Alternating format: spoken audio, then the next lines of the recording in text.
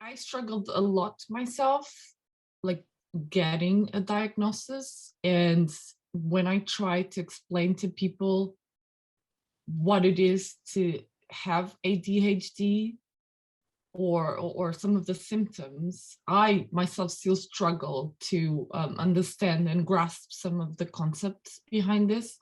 And so to help others also possibly to get a diagnosis sooner, if that's the case, because it really, really helps to have a healthier lifestyle, both professional and personal.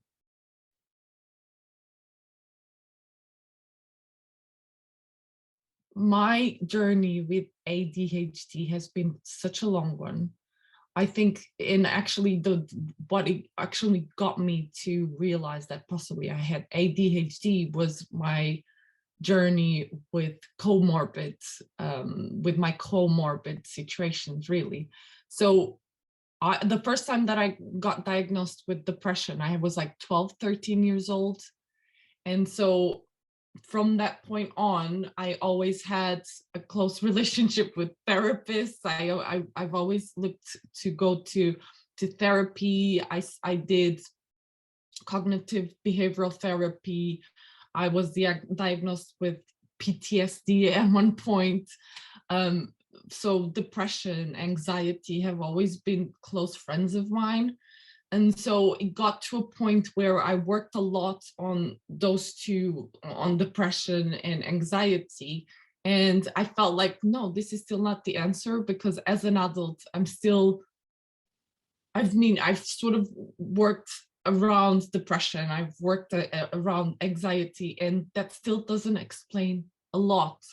So it was with a lot of, you know, knowing myself. And at 34 years old, I finally got the diagnosis, because I read a lot about anxiety, depression, and then ADHD came along, as in like I was reading a news article, and I absolutely, I was seeing myself there. So it just very quickly, I was like, okay, I started looking online, ADHD, how to get a diagnosis.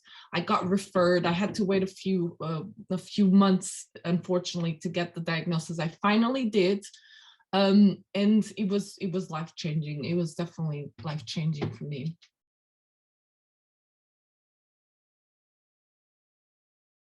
I had suicidal thoughts a lot more than possibly the average person has, but because it's within you and you don't really talk about those, it's something that you don't realize. It's not nice to live with suicidal thoughts, means that you're living only a half life, really. um, and again, only at a later stage did I realize that it was possibly associated with the difficulties that I was experiencing whilst living with ADHD, an undiagnosed ADHD. Yes.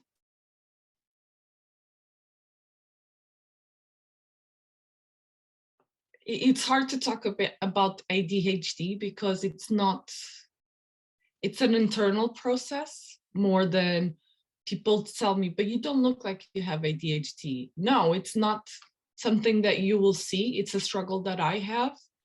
So just try and have an open mind, because if I'm telling you that I'm having these problems, having a person saying, yeah, but you don't look like you have it, it's not obvious. Are you sure you have ADHD? Yes, I've been living with it for 35 years now. I think I know a thing or two about ADHD.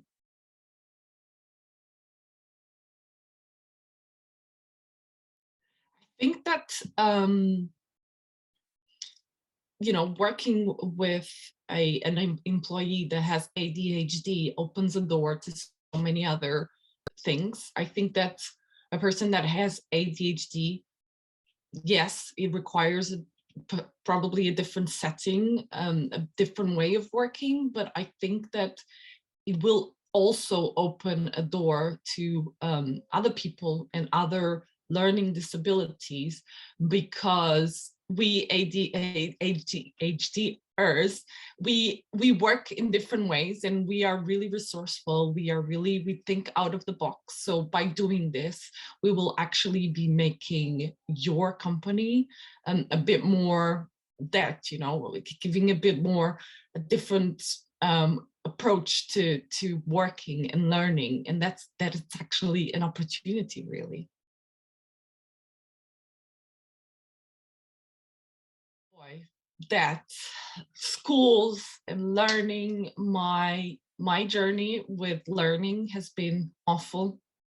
I've been told by many teachers and by many lecturers, both directly and indirectly, that I wasn't good enough, that I'd probably go nowhere with my life, that I was below average. What a thing to say to a child, first of all. And then what a thing to say to a teenager.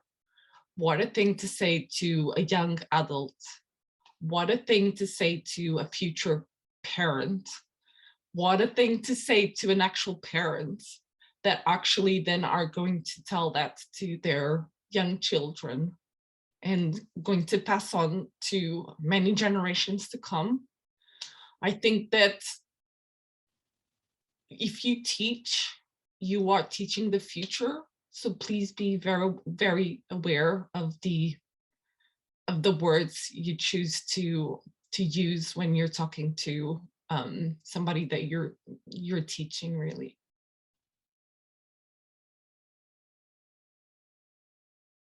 I think that university should be a place for adults to be adults, and it should be a place that enables knowledge.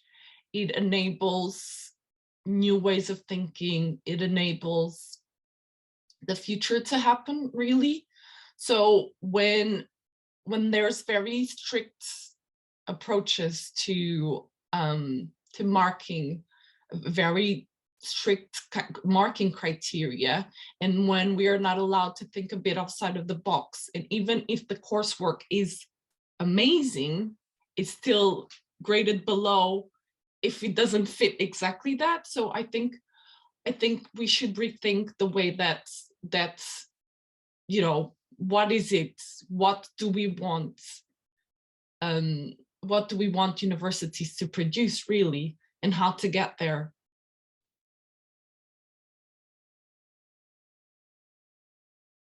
I think that your program, Right to Choose, it's such a good thing, because it's exactly that. You have the right to choose and where to go. And if you think that it's more, your case is a bit more urgent than what the NHS can give you, then there's this back door where you can go and you can get help faster, quicker. And yeah, thank you so much, NHS, for Right to Choose.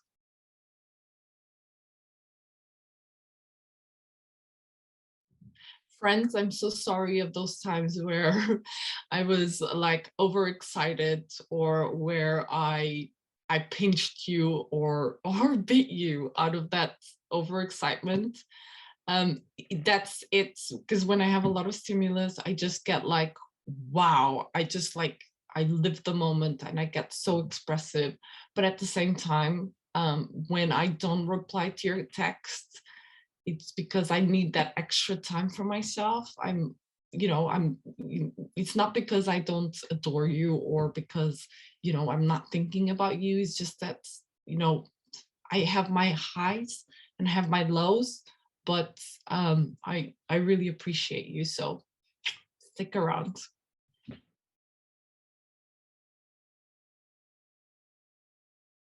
That's a very tricky question, because I mean, in life, you can't, like with ADHD, there's not a fine line between what is ADHD and what it's not. What is ADHD and what's my personality? What is ADHD and what I've never lived without it. So I think at this point, if I had to choose, I keep it as a whole. I keep myself as a whole. I can't say that there's better parts or less positive parts.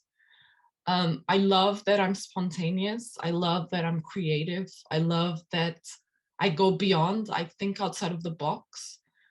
I understand that to have these big ideas then has consequences, as in like sometimes I need to recover my energies a little bit more, and it's just respecting my rhythm.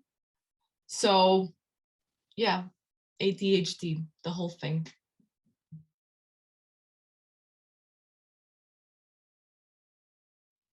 Funnily enough, I'm really eco conscious.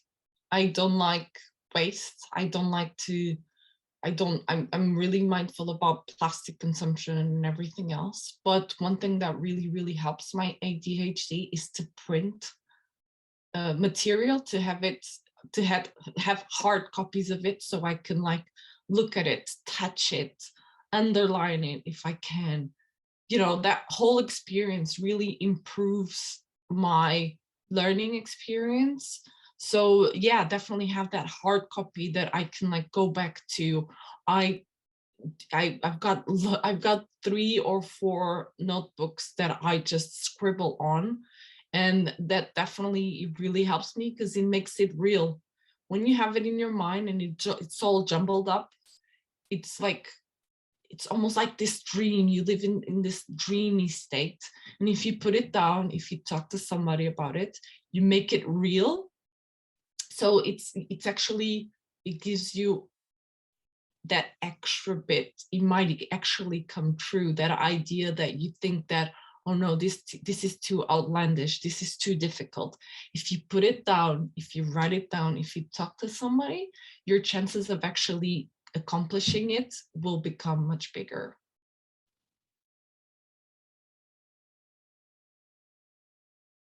Self-doubt, because it's the not knowing, it's the, yeah, it's the anxiety that comes with it, it's the depression, it's the unknown, is the lot, it's the constant thinking, the niggling. You are horrible, you are lazy, you never finish anything, you will never amount to anything. That's definitely the worst part.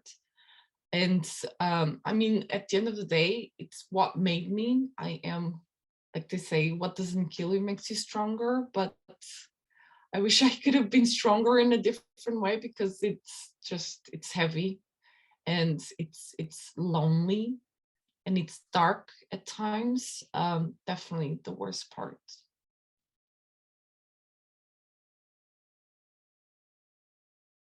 It's very difficult again to understand the difference between my personality and what ADHD brings me.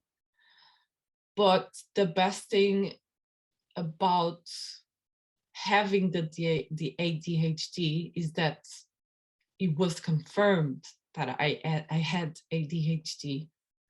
That confirmation, that external confirmation that I actually, you know, I'm not crazy. There's something different about me, about the way that I think. It was very important to me, because it then enabled me to look for solutions, to look for people that have ADHD, to, you know, my tribe, to look for people that have the same experiences, and that as a group, as a whole, we can explain things better. Um, Unfortunately, to have that external validation, or fortunately, was the best thing for me, hands down.